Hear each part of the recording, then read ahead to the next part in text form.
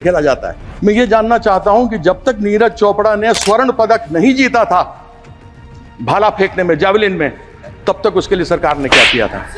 World championships में भेजने से पहले आप उनके लिए क्या करते हैं? एक अच्छा खिलाड़ी, एक अच्छा अभिनव बिंद्रा बनाने के लिए, एक नीरज चोपड़ा बनाने के लिए, एक पीवी सिंधु बनाने के लिए, एक साइना नेहवाल बनाने के लिए, एक साइना मिर्जा बनाने के लिए आपने सरकार क्या क्या करती है ऐसा? तो आप यहाँ क्या खाक मारने के लिए बैठे हैं? स्पोर्ट्स मिनिस्ट्री किस लिए बैठी हुई है कि यदि आप उन लड़ाइयों को सुधार करके उन जो प्रतिभावान लोग हैं उनको आगे नहीं भेज सकते तो फिर आपका फायदा क्या है? जिन्होंने सीता माँ का आज तक कोई भी सम्मान नहीं किया, जो कभी सीताराम नहीं बोलते, वो बेटी देखा आपने लापरवाही का नतीजा है। Hello friends, welcome back to your channel Gurukul IAS. Paris Olympics खत्म हो गए हैं, जिसमें एक बार फिर से यूएसए शीर्ष पे रहा और चाइना सेकंड नंबर पे आया। वैसे काफी दिलचस्प मुकाबला रहा है क्योंकि यूएसए और चाइना के मेडल की लुका छुपी आखिरी मिनट तक चली और एंड में यूएसए बास्केटबॉल के इवेंट में गोल्ड जीत लेता है फ्रांस को हरा के, जो कि होस्ट भी था इस ओलंपिक्स का। आपको बता दें, बास्केटबॉल में 1996 से लगातार यूएसए ही गोल्ड ला रहा है और 60 मैच का विनिंग स्ट्रीक है। वहीं दूसरी ओर इंडिया एक गोल्ड भी नहीं ला पाया इस साल किसी भी इवेंट में। गजब बेइज्जती है। हालांकि नीरज चोपड़ा से सबको उम्मीदें थी, बट उन्हें सिल्वर से सेटल करना पड़ा और उसी इवेंट में पाकिस्तान के अर्शन नदीम ने गोल्ड जीतकर न्यू ओलंपिक रिकॉर्ड बना दिया। तो सवाल ये है कि इंडिया ओलंपिक में इतना पीछे क्यों है? आई मीन गोल्ड तो हमारे हर घर में मिलता है और काउंट कर लें तो दुनिया का सबसे ज्यादा गोल्ड भारत में ही मिलेगा, बट जब ओलंपिक की बात आती है तो सोना लगता है रात में सोने जैसा, मतलब एक सपना। आपको बता दें कि हमारे कई प्लेयर्स वर्ल्ड नंबर 1 रह चुके हैं, जैसे दीपिका कुमारी, नीरज चोपड़ा, मीराबाई चानू, मैरी कॉम एक्सेट्रा। इन सब के बावजूद हम पाकिस्तान से भी पीछे हैं इस बार ओलंपिक की रैंकिंग में, और ऐसा कारनामा हमने 32 साल बाद कड़ी मेहनत के बाद हासिल किया है। वरना पाकिस्तान ने तो मेडल ना लाने की कसम ही खाई थी 1992 से। खैर मनाए नदीम का कि उनके सूखे में एक गोल्ड की छोटी सी बौछार हुई। वहीं भारत की रैंक 71 है विद 6 मेडल्स। ये रैंक और मेडल नंबर लास्ट टाइम से भी कम है जब हमने 7 मेडल जीते थे और 47th रैंक पे थे। तो सवाल ये है कि इंडिया अच्छा खेल रही है अब या पहले से भी खराब? क्या हमारी तैयारी कोचेस अच्छे नहीं या हम पैसे कम खर्च करते हैं? क्या इंडिया एक स्पोर्टिंग नेशन नहीं है या हमारे जीन्स में ही वो बात नहीं है? क्या इंडिया में टैलेंट की कमी है या कुछ और कारण है?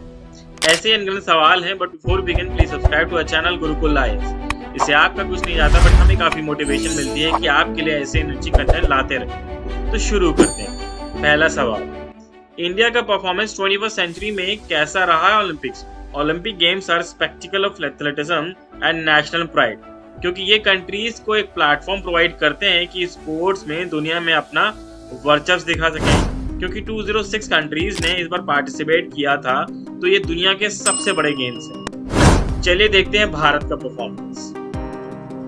भारत ने 2020 में टोक्यो ओलंपिक में अपना अब तक का सबसे बड़ा ओलंपिक दल 124 एथलीट्स भेजा था। यह केवल 7 पदक के साथ लौटे, जो बहामास, युगांडा और ट्रबलटॉन, कोसोवो जैसे छोटे देश से भी काफी नीचे था। 2016 रियो ओलंपिक में भारत ने सिर्फ 2 मेडल, सिल्वर एंड ब्रोंज जीता। वहीं 2012 लंदन में 6 मेडल जीते। 2008 में बीजिंग में उसे सिर्फ 3 मेडल्स मिले। उससे पहले 2004 में एथेंस में टीम खाली हाथ लौटने की शर्मिंदगी से बच गई। उसे सिर्फ 1 पदक जीतने का सौभाग्य मिला था। भारत में हर संभव खेल खेला जा सकता है। हम जल्द ही दुनिया की तीसरी सबसे बड़ी अर्थव्यवस्था बनने जा रहे हैं। हमारी इंडस्ट्रियल इकोनॉमिक ग्रोथ दुनिया के लिए ईर्ष्या का विषय है, पर ओलंपिक का परफॉर्मेंस देखकर खुद से शर्मिंदगी हो जाए। तो दूसरा सवाल ये है कि what plagues Indian sports? Why can't India win medals in international tournaments like Olympics? इसका रीजन है पहला, पैसे की कमी। अधिकांश भारतीय athlete necessary equipments and training का खर्च उठाने के लिए संघर्ष करते हैं। कई भारतीय एथलीट को लगातार फंडिंग और स्पॉन्सरशिप प्राप्त करने में चुनौतियों का सामना करना पड़ा है, जो उनकी training, equipment and overall performance को प्रभावित करती है। कर्णा मल्लेश्वरी, जिन्हें 2000 में सिडनी ओलंपिक्स में ब्रोंज मेडल मिला था, वो कहती हैं कि she was self funded until she brought home a medal, और उसके बाद भी जो उन्हें वेट इक्विपमेंट्स दिए गए They did not meet Olympic standards. दूसरा रीजन है एब्सेंस ऑफ स्पोर्ट्स कल्चर। इसके कारण लोगों में इंटरेस्ट ही कम रहता है और फिर sponsorship investment non cricket event में कम ही दिखती है। प्रॉब्लम व्यूअरशिप की भी है, जिसके लिए हमें ही आगे आना। तीसरा है इनसफिशिएंट इंफ्रास्ट्रक्चर। देश में कई प्रतिभाशाली एथलीट के पास world class training facilities, cutting edge equipments and experience coaches की कमी है। अभिनव बिंद्रा के पिता ने खुद का शूटिंग रेंज बनवाया, तब वो गोल्ड लाए। ऑफ कोर्स उसमें उनकी मेहनत और टैलेंट भी शामिल। मीडिया भी तभी अटेंशन देती है जब ओलंपिक्स ऑलरेडी हो रहे होते। हर साल इंडिया ने कितना प्रोग्रेस किया उस पर बात ही नहीं होती। और पॉलिटिशियन और स्पोर्ट्स मिनिस्टर भी एक स्पोर्ट पर्सन नहीं है। एक मिनिस्टर को कितना पता होगा कि एक स्पोर्ट पर्सन के चैलेंजेस एंड रिक्वायरमेंट्स क्या हैं। खेल और खिलाड़ी की कोई जात नहीं होती, ना उसका कोई मजहब होता है। डिब्बों में जाते हैं, टॉयलेट के सामने बैठते हैं, टॉयलेट में उनका सामान होता है। जब वो जाते हैं खेलने तो ऊबड़ खाबड़ मैदानों पर खेलते हैं, खाने के लिए ढंग से मिलता नहीं, डॉर्मेट्री में रहते हैं, टॉयलेट के सामने खाना बनता है। और यह मैं नहीं कहता हूं, यह टेलीविजन पे एक बार नहीं अनेकों बार देखा गया है। जब से टेलीविजन पे यह खेल आना शुरू हुआ है और 30 कैमरों से क्रिकेट को अलग अलग एंगल से दिखाया जाता है, लोग मुझे सिखाने लग गए क्रिकेट कैसे। कीर्ति आजाद आपको बता दें 1983 जो कि क्रिकेट वर्ल्ड कप जीती थी इंडिया, उसी के ही खिलाड़ी थे। और क्योंकि खेल और खिलाड़ी की कोई जात और मजहब नहीं होती, इसलिए राजनीतिक लोग भी इसको ज्यादा गंभीरता से नहीं लेते। और वो एकदम सही बात बोल रहे हैं कि सरकार मेडल आने के बाद तो बहुत कुछ देती है, बट उससे पहले क्या दे रही है जिससे खिलाड़ी मेडल तक पहुंच सके। हम बात करते हैं हमारी प्रिपेयर्डनेस क्या है। अरे अगर आपको ओलंपिक्स की तैयारी की बात करनी है तो आपको 2028 की अभी करनी चाहिए, न कि जब आपकी टीम चली गई हो। फिर है करप्शन का इशू, क्योंकि मनी जो सैंक्शन होता है वो खिलाड़ियों तक बहुत कम ही पहुंच पाता है। उसके बाद इशू आता है पेरेंट्स और सोसाइटी का। पेरेंट्स आपको पढ़ाई पे फोकस करने को कहते हैं क्योंकि सोसाइटी का भी प्रेशर रहता है। और फिर ये मेंटालिटी है कि पढ़ोगे लिखोगे तो बनोगे नवाब, खेलोगे कूदोगे तो बनोगे खराब। रिश्तेदार आपकी लाइफ जहन्नुम बना देते हैं, टॉन्ट मार के और डिमोटिवेट करते हैं। फिर अगर स्कूल की बात करें तो सिर्फ एक गेम्स पीरियड होगा और कोई खास टीचर एंड कोचिंग सपोर्ट नहीं रहता। इनफैक्ट कुछ टीचर्स तो सोचते हैं ये गेम्स वाला पीरियड भी उन्हें मिल जाए, जैसे पीरियड में पढ़ा के ना जाने कितने नोबेल लॉरिएट बना दें। न जाने किस रेस में भागे पड़े हैं सब लोग, और ओलंपिक की जिस रेस में भागना था तो उसमें कुछ नहीं कर पा रहे। ये समझना चाहिए कि not every kid is into academics.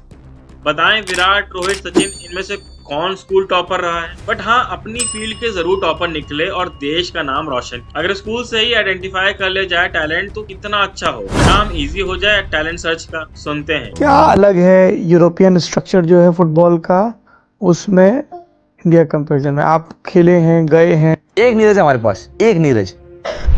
कितने नीरज को ढूंढा हमने ऐसे? कितने प्रोग्राम्स हमारे देश में जो नीरज को 13 में ढूंढ रहे हैं हम लोग। ऐसे कितने नीरज, कितने सानिया, कितने साइना, कितने विराट ढूंढ लिए हमने।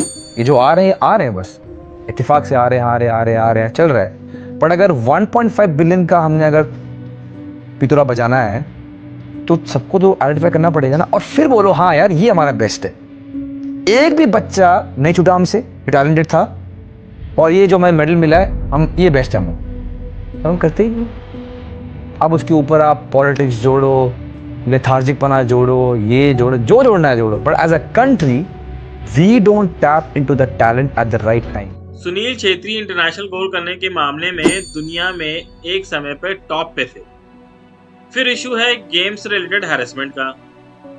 ये केस तो काफी हाइप हुआ था, काफी बवाला भी मचा था, यहाँ तक कि खिलाड़ियों ने अपने मेडल तक लौटाने की बात कह दी थी, बट फिर भी सरकार ने उनका साथ नहीं दिया। तीसरा सवाल, क्या हिस्टोरिकली भी हम इतने पीछे रहे हैं?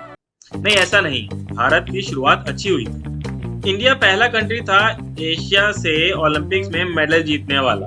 नॉर्मन प्रिचर्ड ने 2 सिल्वर मेडल जीते थे एथलेटिक्स में, तो शुरुआत तो ठीक हुई थी। उसके बाद धमाकेदार परफॉर्मेंस इंडिया का फील्ड हॉकी में दिखा, जहां अब तक हम 13 मेडल्स जीतकर अभी भी टॉप पर बने हुए। बहुत कम लोग ही जानते हैं कि आज़ादी के बाद जब इंडिया फील्ड हॉकी के ओलंपिक्स के फाइनल में पहुंचा तो उसने फाइनल में ग्रेट ब्रिटेन को हराया था। I mean this was incredible stuff. और बताता है कि बिना पैसे फैसिलिटीज के भी दम रखती है इंडिया किसी को भी हराने की। आज यूएसए के सबसे ज्यादा 2638 मेडल्स हैं ओलंपिक्स में। 1932 ओलंपिक्स में जो कि लॉस एंजलिस में हुए थे, उन्हीं की जमीन पर 1-24 से हराया था भारत ने यूएसए को। 1928 में टीम ने अपना पहला ओलंपिक गोल्ड मेडल जीता और 1960 तक भारतीय पुरुष टीम ओलंपिक में अनबीटन रही और लगातार 6 स्वर्ण पदक जीते। इस दौरान टीम इंडिया ने 1928 में अपने पहले मैच से लेकर 1960 के गोल्ड मेडल फाइनल तक 30-0 की विनिंग स्ट्रीक थी। और इस बार हम पाकिस्तान से भी पीछे हो जाते हैं। ऐसा रहा परफॉर्मेंस। चौथा सवाल, कितनी बार इंडिया पाकिस्तान से पीछे रहा है ओलंपिक्स में? तो ऐसा 5 बार हुआ है, जैसे हम टेबल में भी देख सकते हैं। फर्स्ट टाइम ये 1960 के रोम ओलंपिक्स में हुआ था। पाकिस्तान 2 मेडल और इंडिया सिर्फ 1। फिर मॉन्ट्रियल में 1976 में इंडिया 0 और पाकिस्तान 1। फिर लॉस एंजलिस में 1984 में पाकिस्तान 1 और इंडिया 0। सियोल में भी 1988 में इंडिया 0 और पाकिस्तान ने 1 मेडल जीता था। उसके बाद बार्सिलोना में 1992 में इंडिया का 0 और पाकिस्तान का 1 मेडल था। और अब 32 साल बाद भारत पाकिस्तान से फिर से नीचे आया है ओलंपिक्स की रैंकिंग में, क्योंकि पाकिस्तान ने भले ही 1 मेडल जीता हो बट वो गोल्ड है और उसकी वैल्यू सबसे ज़्यादा है। फिर चाहे इंडिया ने 1 सिल्वर और 5 ब्रोंज क्यों ना जीते।